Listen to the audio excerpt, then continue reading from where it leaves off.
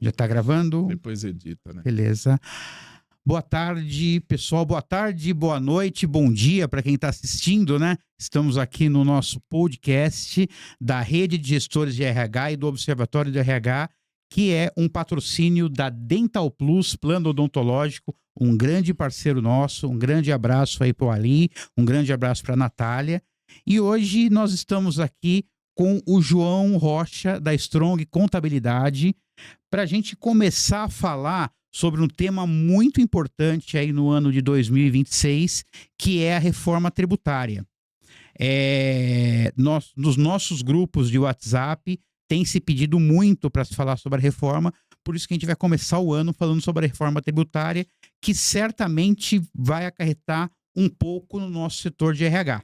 Então, nós trouxemos aqui o João, que é um grande parceiro nosso, um grande parceiro da Rede de Gestores, para falar um pouco sobre isso. João, boa tarde, como você está? Tudo bem?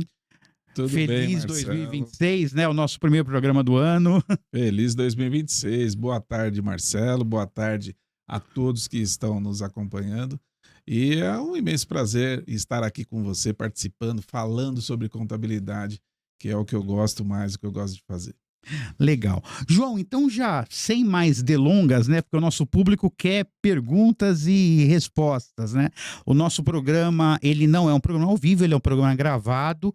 Então, provavelmente na terceira semana de janeiro já estará nas nossas redes. Nós vamos fazer agora vários cortes também. Estamos aumentando as nossas redes sociais, estamos indo para o TikTok, além do que nós já temos lá no Instagram. Então, eu já vou começar perguntando para o João, né? 2026 é um ano de teste? É uma fase de calibração do novo sistema tributário?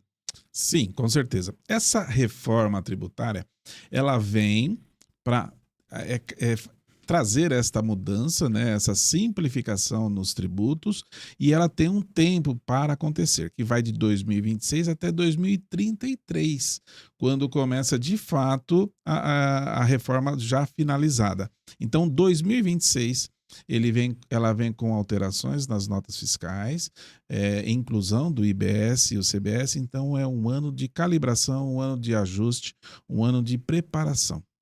Ah, legal. E, João, o que muda com o Simples Nacional, com a chegada do IBS e da CBS? Nós temos várias questões e eu acho que ao longo do nosso bate-papo aqui a gente vai explorar um pouco mais, mas vamos pensar neste início de 2020, nesse início do programa, do projeto, pensando em 2026. As notas fiscais, elas trarão a informação do IBS-CBS. Vocês vão perceber aí que vai constar lá o campo específico para essas duas informações, mas na prática não teremos alteração na apuração. Então, você vai emitir uma nota fiscal, a apuração do imposto desta nota fiscal ainda continua da mesma forma. João, eu vou fugir um pouco aqui do nosso roteiro, desculpa pessoal, mas é uma informação importante. Eu vi que algumas prefeituras do ABC, se eu não me engano, eu acho que as 7 prefeituras trabalham com o GIS Online. E o GIS Online, eu tenho recebido lá, quando eu emito algumas notas, que eles vão ter algumas mudanças no dia 30. Você pode falar alguma coisa sobre isso? Se tem alguma coisa a ver com essa reforma? Sim, ela faz parte do projeto da reforma, mas faz parte também da verificação das empresas que estão no Simples Nacional. Então, eles pedem lá, quando você entra para acessar, aparece lá para você clicar, que está ciente deste aviso que eles estão dando, que tem que entrar no GIS Online, precisa fazer os encerramentos de todas as competências para ajustar o sistema tanto do Simples Nacional para você ficar regular com as suas obrigações acessórias, quanto para eles formarem a plataforma desta alteração da reforma tributária, já esse modelo novo da nota fiscal. Tanto que ainda está, se você observa nas emissões das notas fiscais, estão fazendo alterações internas no sistema e a gente só pode acompanhar, a gente não tem interferência nisso, tanto lá no MBS, né? No CBS, quando a gente faz a verificação das atividades, você vai observar que tem alterações acontecendo. Em uma semana aparecem umas atividades, em outras semanas aparecem outras atividades lá, então eles estão enquadrando. E isso complica muito quem mexe com o sistema, os programadores, está bem complicado. Eu presto serviço para a Jéssica, da Moderna, um grande abraço para a Jéssica, até parceira nossa, e no começo do ano eu fui visitá-la e ela estava com uma série de problemas que ela não estava conseguindo emitir nota, e ela precisava emitir nota para poder receber. Ela estava lá, o sistema não estava entrando, era um negócio assim caótico, e eles estavam em contato com um grupo da Certem, que é a Associação dos Profissionais das Empresas de Recursos Humanos, e não era só ela. Eram várias empresas que estavam com o mesmo problema, né? Mas o nosso foco, João, hoje aqui é aquele profissional liberal, aquele profissional RH, onde nós temos hoje, segundo uma pesquisa nossa, mais de 60% são profissionais PJ que prestam serviço para uma empresa. E é o que eu dizia lá em 2016. Eu vi uma reportagem minha falando que o profissional de RH ele iria virar como se fosse uma contabilidade. As empresas iriam terceirizar os profissionais de RH. E é o que está acontecendo, bastante. E o profissional de RH é um profissional que ele vai precisar abrir uma empresa, ou já tem uma empresa, ele vai precisar fazer uma série de adequações, né? Então, a reforma tributária muda a forma como Marcelo, né? Também, que eu também sou, com a minha contabilidade, que é Strong, profissional liberal, serei tributário em 2026 e nos anos seguintes? A tributação de quem tem a empresa no Simples Nacional não sofrerá alterações em 2026, apenas em 2027. E quais serão essas alterações? Se a sua nota fiscal vai gerar créditos para quem está tomando o seu serviço ou não. Então, teremos alterações no Simples Nacional em 2027? Sim. Em 2026, não.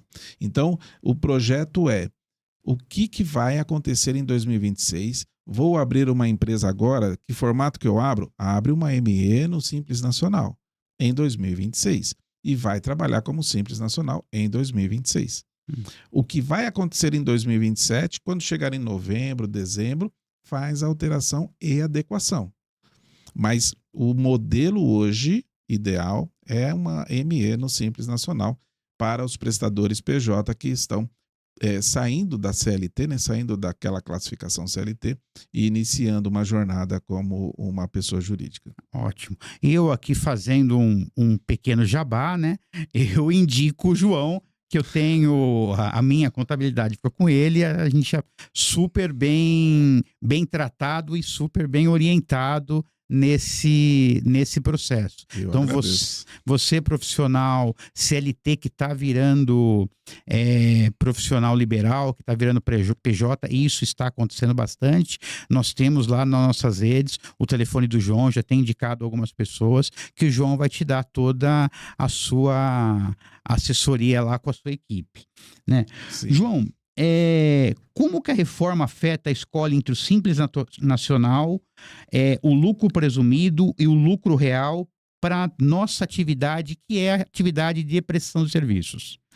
Existem atividades, por exemplo, de consultorias, atividades mais específicas que elas estão em outros anexos.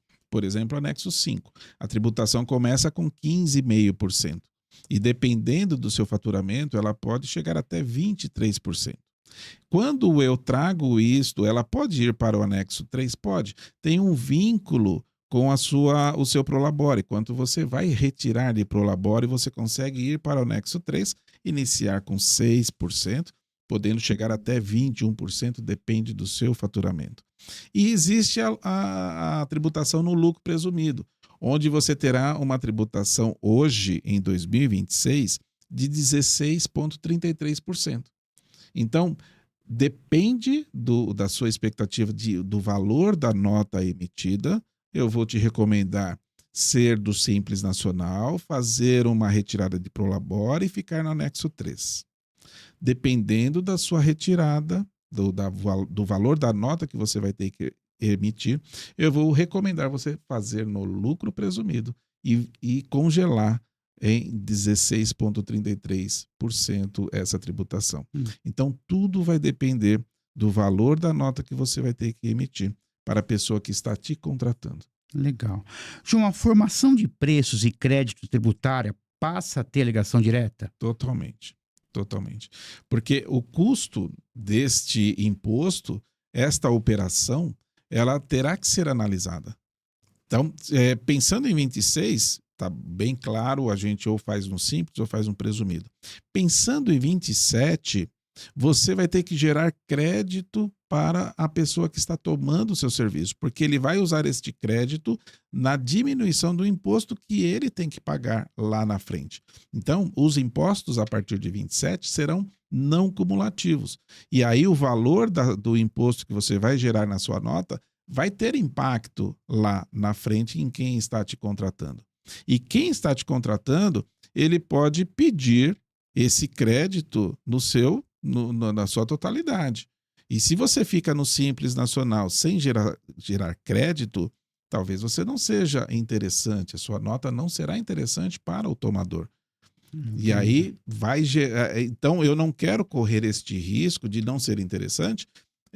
Eu tenho que gerar crédito. Se eu gerar crédito, eu vou pagar mais imposto. Se eu pagar mais imposto, eu vou ter que mudar o meu valor lá que eu vou ter que emitir a nota fiscal. Então, se hoje eu emito uma nota de 15, talvez não seja de 15, talvez vai ter que ser de 15,5 para compensar este valor que eu estou aqui tendo que pagar de impostos a mais.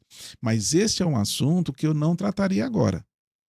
Em 2026, trataria Simples Nacional, lucro presumido com o que eu tenho. Porque quando chegar no final de 2026, todos estarão tratando sobre aumento de serviço por conta do aumento da carga tributária. Então, neste momento, quando eu levantar esta situação, esta hipótese de aumento, todos estarão falando de aumento, eu não serei o único. Mas que haverá um ajuste nos custos de todos, sim, haverá.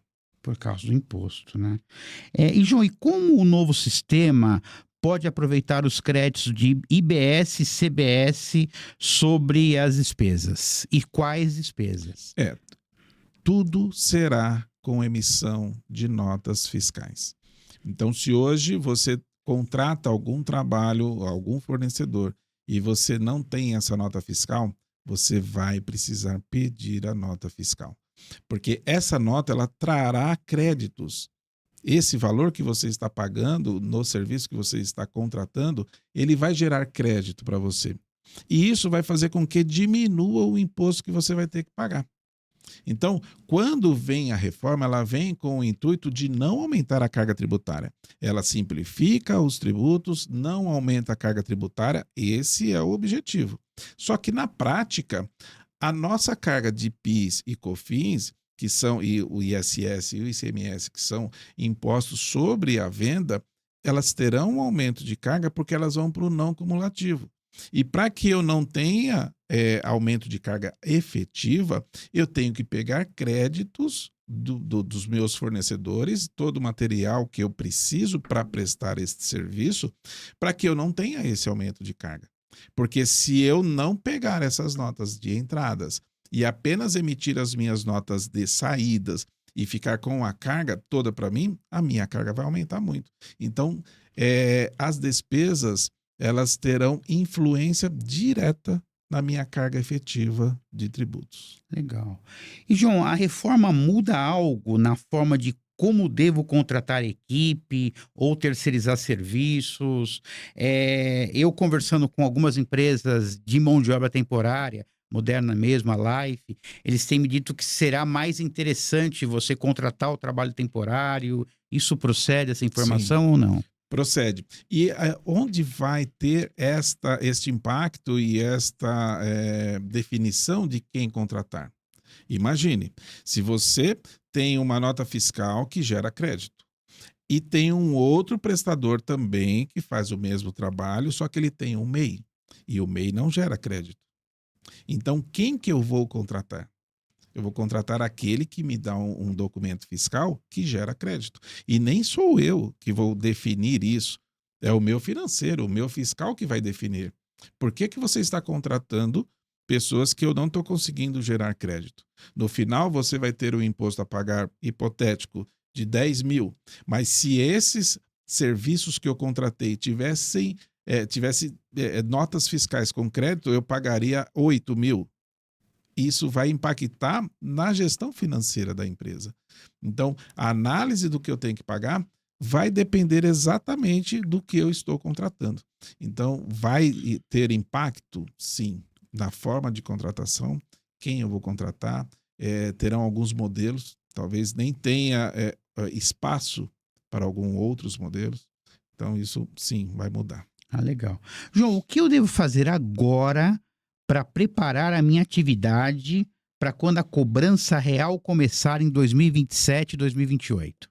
Você começa a ter A de 2027 a 2033, a perdão. 2033. Isso. Você começa a fazer estes estudos, primeiro emitindo nota fiscal de tudo. Não teremos mais como não emitir nota fiscal. Tudo será como pela emissão da nota fiscal.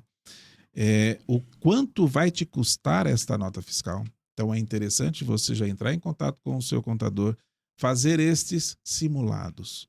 Hoje eu tenho um X de emissão de nota fiscal, estou pagando um tributo, seja no Simples Nacional, seja no lucro presumido. E se eu tivesse que pagar como IBS e CBS, quanto eu pagaria? Então, esta preparação, emissão de nota de tudo e utilizando créditos de fornecedores. Então, hoje muitos contratam e não se utilizam, porque até agora, até 2026, as despesas não tinham interferências nos seus pagamentos de tributos. A partir de 27 terá. Então, eu preciso já preparar os meus fornecedores, já comunicá-los que a partir de 27 eu vou querer nota fiscal com crédito, porque terão notas fiscais sem créditos, que ele tem a opção também, quem está no Simples Nacional. Imagine que um profissional que seja da fisioterapia, ele fornece notas fiscais para pessoas físicas que utilizam suas notas para justificar no convênio, na declaração de imposto de renda da pessoa física. Ele não precisa gerar crédito, ele só precisa comprovar que fez o pagamento. E aí ele vai utilizar lá nas suas deduções. Então, ele pode ser um prestador no Simples Nacional sem geração de crédito e vai continuar com a mesma alíquota que está hoje. Agora, um profissional igual à contabilidade, eu trabalho para empresas. Hoje eu emito uma nota como Simples Nacional. A partir de 27 eu tenho que emitir uma nota como Simples Nacional geradora de créditos, porque a sua empresa vai utilizar este imposto que eu estou pagando para diminuir o seu imposto. Tá. E, João, e o meu regime atual continuará sendo mais vantajoso após a adoção plena da não acumulatividade? Se você presta serviço para empresas, o seu regime atual talvez não seja o ideal. Aí sim você tem que fazer um estudo, talvez seja o lucro presumido uma possibilidade, mas precisa sim fazer o estudo. Quando desenhar este cenário, pode ser Simples Nacional gerador de crédito, pode ser lucro presumido que já vai gerar o crédito. Eu vou fugir um pouco aqui do nosso script e vou te fazer uma pergunta. Eu tenho uma pessoa que ela já tem uma empresa que está no lucro presumido. Essa pessoa, ela consegue abrir uma empresa no Simples Nacional? Sim, consegue. Consegue. Consegue. Existem os enquadramentos do Simples Nacional que vai na sua limitação. Então, limite Simples Nacional, sublimite 3 milhões e 600, limite 4 milhões e 800 ano. Quando você tem uma empresa no lucro presumido e abre uma empresa no Simples Nacional, os dois faturamentos, eles juntam, eles se somam para atingir esse limite ou não. Cada um tem a sua apuração. A empresa do Simples utiliza o faturamento da empresa do Simples para chegar na alíquota mensal e pagar o seu imposto. A empresa do lucro presumido utiliza o seu faturamento para apurar o seu imposto. Para esta empresa do Simples continuar no Simples, somamos os dois faturamentos, ou de quantas empresas tiverem, para atingir limites de 4.800 para saber se continua no Simples ou não. Mas ele pode abrir quantas empresas ele achar que deve abrir. Individualmente. Individualmente, sim. Ótimo, legal. E a tributação de dividendos prevista na reforma pode tornar menos vantajoso operar como PJ em alguns cenários? Sim. Nós tivemos agora, com a nova lei, a isenção até R$ 5.000 e uma menor tributação até 7.350. Acima de 7.350 ele já vai para 27,5%, já entra na tabela progressiva. Então, a depender do valor que você vai desenvolver aquele trabalho, não compensa você ter uma empresa pagando os tributos, que vai ficar mais caro do que você ser um profissional, pessoa física, um autônomo. E aí, o que precisa ser analisado? Qual é a necessidade do contratante? Porque eu posso, sim, para mim ser ideal estar como pessoa física, mas para quem está me contratando, não. E aí é uma pergunta que eu faço fugindo. Eu tenho uma empresa de autônomo em uma determinada prefeitura. Até R$ 5.000 compensa eu emitir uma nota fiscal dessa empresa? Sim. Você pode utilizar a sua pessoa física e pode utilizar a sua pessoa jurídica. Isso é muito utilizado na área médica. Quando você faz atendimentos, por exemplo, eu preciso ter uma nota fiscal para atender um convênio. Eu sou da área da saúde e eu presto serviço para uma clínica. E a clínica, para efetuar o pagamento, ela exige que eu emita uma nota fiscal para ela. Até para questões trabalhistas, CLT, não ter vínculo, PJ com PJ. Ok, eu emito a nota e faço o meu recebimento. Mas eu posso ter atendimentos particulares que eu faço. E eu posso atender como pessoa física. E faço o meu carnê-leão nestes atendimentos. Então, eu posso ter uma tributação de valores recebidos até 5.000, diferente da tributação que eu tenho que ter como pessoa jurídica. Entendi. E esse carnê-leão, como funciona? O que é esse carnê-leão? Só para o nosso telespectador entender. O carnê-leão é uma apuração mensal que as pessoas físicas fazem para apurar o seu tributo junto à Receita Federal. É um sistema dentro do site da Receita Federal, onde lá você coloca todos os seus ganhos e todas as suas despesas utilizadas para este ganho. Elas são dedutíveis. Lá existe uma lista de despesas dedutíveis. E aí você faz a apuração do seu imposto como pessoa física. Entendi. Através deste carnê-leão. Desse carnê-leão. Todos os meses. Ao final dos 12 meses, você leva toda essa informação para a sua declaração da pessoa física no ano seguinte, e aí faz os cálculos do que você já pagou, do que não pagou, se tem algo a pagar, faz o ajuste no ano seguinte. O profissional eu estou falando para um público de profissionais de RH que estão saindo do CLT para o PJ. Eu, Marcelo, eu sugiro que se você for ganhar até 5.000 PJ, não compensa. Não compensa. Não compensa. Mas se você tem um acordo com a empresa ou é interessante para você dessa maneira, então é mais interessante ele fazer um carnê de autônomo para a empresa. Então, aí entra, a gente vai esbarrar um pouco na parte jurídica. Por quê? Quando você tem uma empresa individual, veja que quando você abre um CNPJ e vai prestar serviço para uma empresa, a empresa pede que você seja uma empresa limitada, mesmo que seja de um único dono. A gente vai chamar de limitada unipessoal. Então, você vai atender a demanda do contratante abrindo uma empresa limitada unipessoal.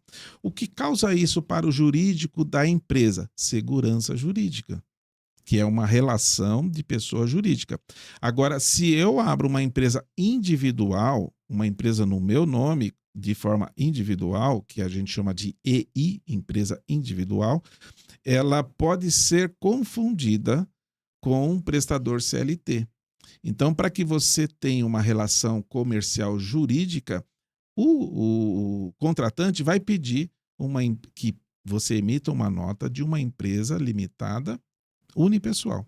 Não pode ser empresa individual e não pode ser autônomo, porque pode ser revertido este contrato desta relação, que aí não seria uma relação jurídica, de pessoa física Como e CLT, aí entra né? como CLT. Aí entra Então, no trabalhista. no trabalhista. Então, nós temos vários cases de grandes companhias que sofreram processos porque fizeram contratos desta relação de forma como pessoa física. E aí foi enquadrado como CLT. Então, a opção de abrir como individual ou não está só na sua mão. Está na mão do contratante também. Qual o modelo que ele vai querer. Legal. João, e para quem é PJ, o prestador de serviços, a complexidade aumenta no ano que vem? Aumenta em 2026? Aumenta. Aumenta por conta deste cuidado que você vai ter que ter nas contratações, em tudo que você consumir. Você precisa ter notas fiscais. Então, se você até hoje não se preocupou com os pagamentos que você fazia, que você fez, através de recibos, através de nada, você simplesmente fazia o pagamento, agora sim você vai ter que se preocupar com o documento fiscal válido que a pessoa a quem você está pagando vai ter que te entregar. Então, é uma preocupação que hoje você não tem e que você passará a ter. Entendo.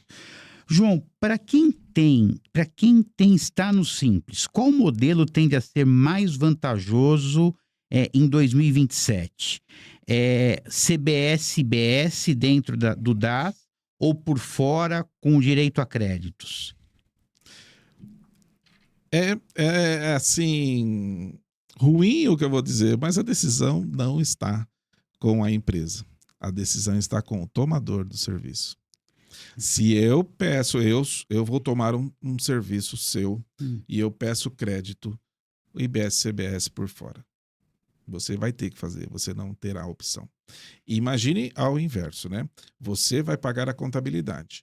É a contabilidade que te faz as guias lá para você pagar. E essas guias poderiam ser menores se eu tivesse o meu IBS CBS por fora. O que você vai pedir para mim? IBS CBS por fora.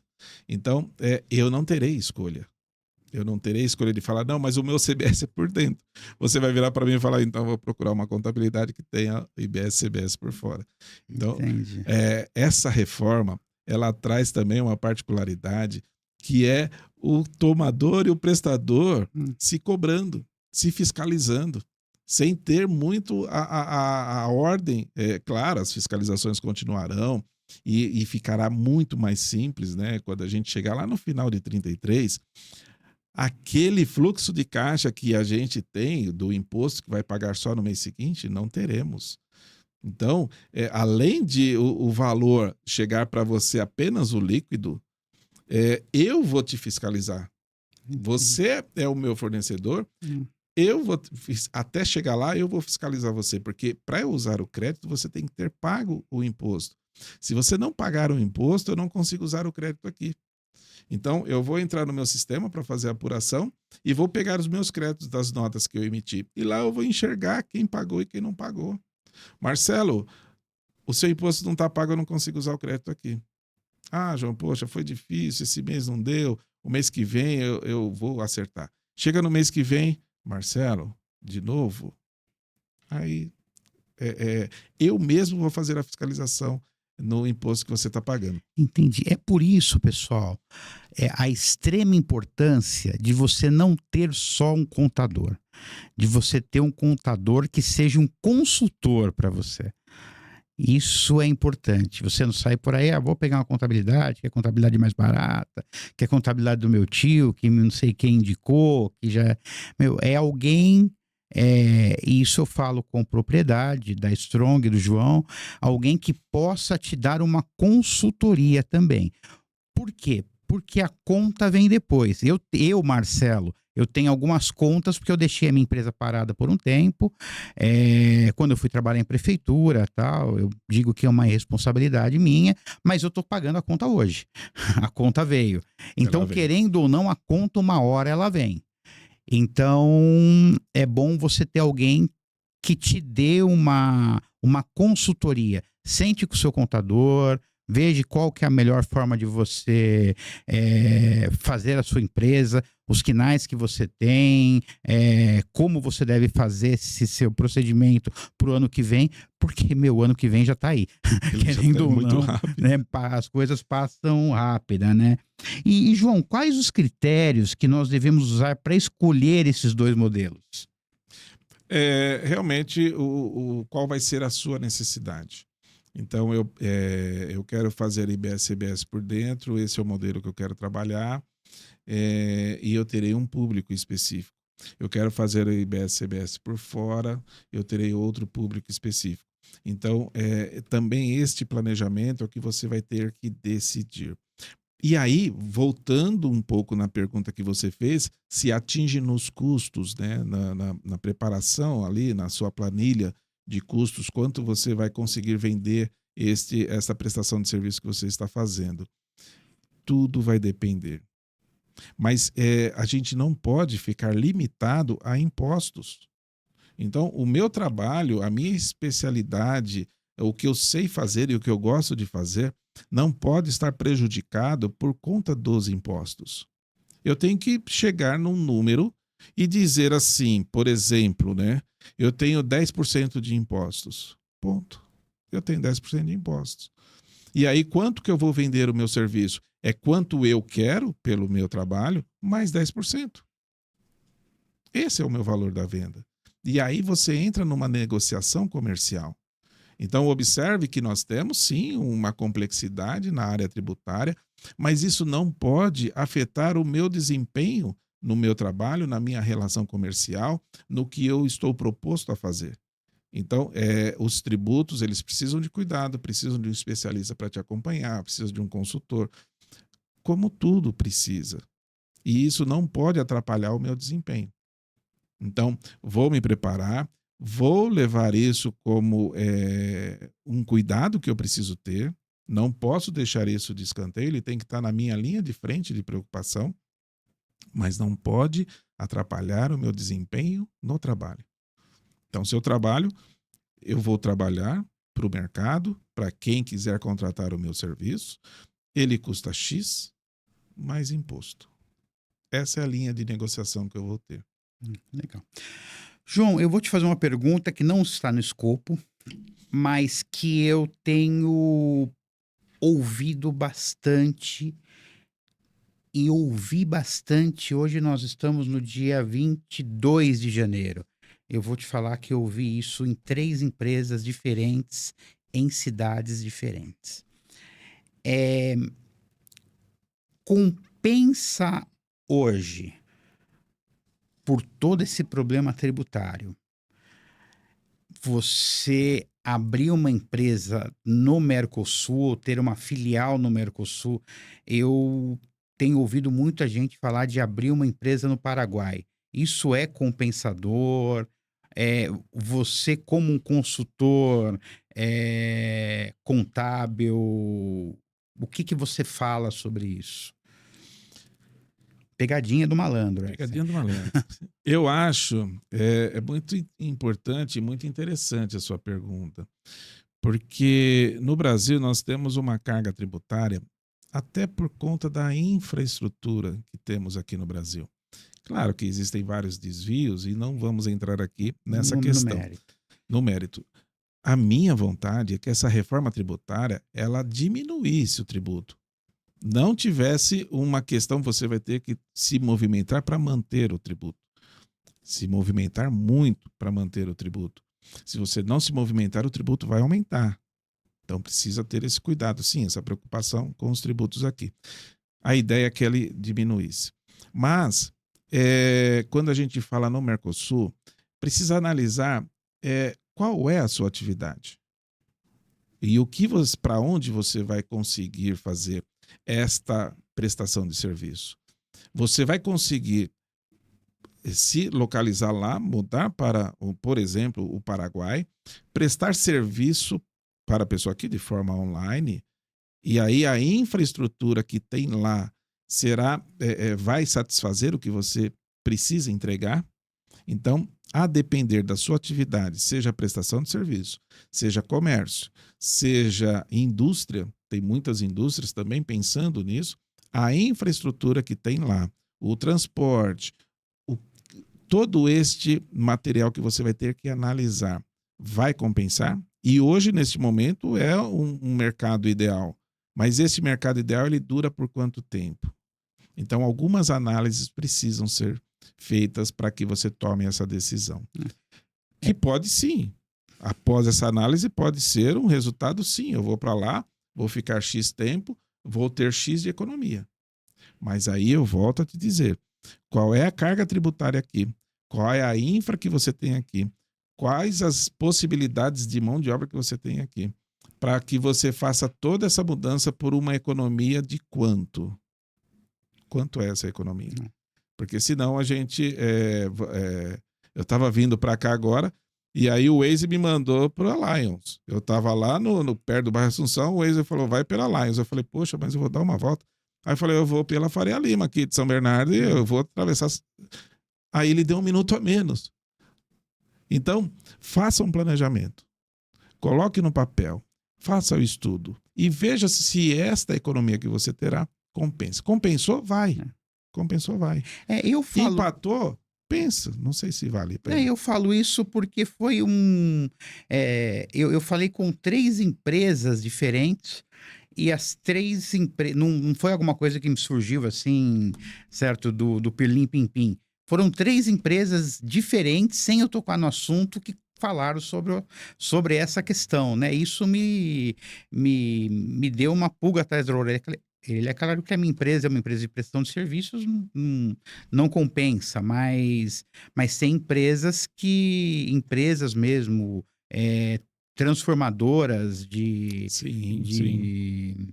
de produtos que estão na carga tributária alta, que falam assim, olha, eu já estou montando uma filial no Paraguai, né? É por isso que eu falei desde o começo, né? Sempre consulte, além de tudo, um contador. Porque você vai ter um contador daqui que vai ter que entrar com contato com o contador de lá para poder entrar uma empresa, para poder fazer. Então, tudo isso você precisa sempre de um consultor, né? Então, nós estamos aí com o João.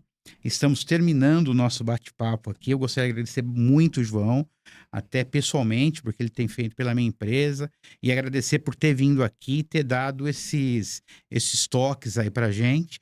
E eu gostaria que o João finalizasse, está aqui os dados do João, mas finalizasse o nosso bate-papo, falasse sobre as suas redes sociais, falasse como entrar em contato com a Strong, e o que a Strong pode prestar de serviço para o profissional que está saindo de uma empresa hoje CLT e está indo por um projeto PJ. Eu acho muito importante esta oportunidade que você traz para a Strong e é onde eu consigo falar. O que eu tenho lá para profissionais de RH, profissionais PJ? Uma empresa, ela tem um custo e ela carrega num honorário todo o custo de uma necessidade de uma empresa onde tem funcionários, tem necessidade de balanço, várias necessidades que uma empresa comercial tem. Agora, a empresa PJ, ela emite uma nota por mês. Ela não precisa fazer balanço sempre para ficar prestando conta. Ele já tem o tomador do serviço. Ele não precisa conquistar novos clientes. Ele já tem o cliente dele. Então, as demandas geradas por um PJ que presta serviço para uma indústria, uma empresa, ela é diferente. E aí o que nós fizemos? Eu separei um departamento para atender PJ. Então, eu tenho um custo muito menor, um custo bem enxuto, onde ele vai, esse honorário, ele vai realmente atender a demanda que o PJ precisa. Então, eu consigo oferecer essa diminuição nos honorários e dar esta assistência, essa consultoria, esta assessoria, mesmo porque não são demandas constantes. né? Quando a gente trata com um PJ, a gente trata assim, é muito pontual as necessidades ou as dúvidas que aparecem, diferente das dúvidas de uma empresa que está operando todos os dias com clientes, com situações, com várias dificuldades que geram uma demanda bem maior. Então, pensando nisso, a Strong fez um departamento exclusivo para atender os PJs. Então, Legal. a gente tem essa condição de não ser um peso, né, para esse PJ que ele trabalha tanto, já desenvolve tanto, está tendo que se moldar nesse modelo de PJ, porque ideal era que ele continuasse CLT, mas o mercado é diferente, pede necessidades diferentes, e aí ele tem que se moldar a isso. E aí nós também decidimos nos moldar a isso e ajudar esse PJ que precisa neste momento. Isso é importante. Nós vamos retomar aí algumas discussões da PL de Profissionais de Recursos Humanos, aonde a gente vai entrar nessa questão tributária, com mais algumas discussões aí com o João. Nós vamos entrar numa questão também dos planos de saúde, porque hoje você, individualmente, você tem um problema de você ter um plano de saúde de ponta por você estar trabalhando sozinho e ter a sua empresa sozinho. Então, nada mais, e eu vejo aqui o fundo do nosso podcast, né, que é o estilo colmeia, e eu tenho falado muito sobre isso, é nada mais do que a gente trabalhar, nós como RHs, num sistema de colmeia. Certo? De um ajudando o outro, né? Eu acho isso muito importante. Nós vamos ter um outro podcast que nós vós falar sobre a NR1, e nesse podcast a gente vai falar um pouco sobre uma palestra que eu tive junto com o pessoal da Nubank sobre o burnout. E uma das coisas do burnout hoje é a solidão corporativa. E a solidão corporativa não está só em você trabalhando em casa, em home office, atendendo alguns clientes. É você não conversar sobre os problemas da sua empresa.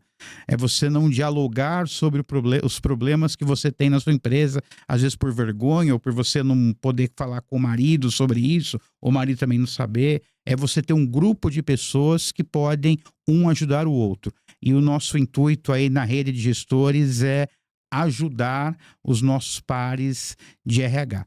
Então, João, para entrar em contato com a Strong, como que nós fazemos? @strongcontábil_.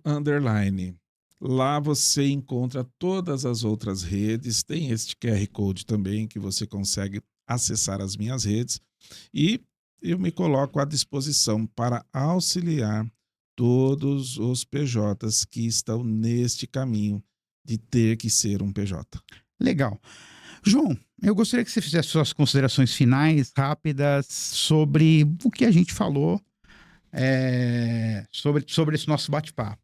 Eu quero agradecer primeiro você, Marcelo, desta oportunidade, e dizer aos profissionais de RH, façam os seus custos, os seus levantamentos, coloquem os seus valores e trabalhem. Sigam com as suas atividades, com as suas funções. Não deixe que essa parte tributária seja um problema para você. Existem profissionais, o seu contador, a Strong, então vários profissionais do mercado que vão cuidar disso para você, vão te ajudar. Foque no seu trabalho. Deixe essa parte tributária para outra pessoa cuidar. Legal. João, eu agradeço muito o seu bate-papo, agradeço muito o seu apoio aí aos profissionais da rede, agradeço muito o seu apoio pessoal a mim, né? E finalizando, aos nossos ouvintes, aos nossos telespectadores, agradecer ao pessoal da Dental Plus, que é o nosso patrocinador desse nosso podcast, que será feito uma vez por mês. Então, todos os meses agora nós falaremos aí pelo menos com 2 profissionais de RH com vocês, e vamos dividir também agora também em algumas pílulas em TikTok. Vamos seguir todas as redes sociais que surgem, morrem. Eu estava falando com a moça aqui que trabalha com o João, né, que o Facebook já está morrendo, mas tem algumas pessoas que estão lá, o Instagram tem o seu público, o TikTok tem o seu público, então nós estamos em todos os públicos, para o pessoal mais antigo e para o pessoal mais novo. João, muito obrigado novamente, Muito obrigado, Marcelo. obrigado aí ao pessoal da CISA, E Um abraço a todos. um abraço a todos.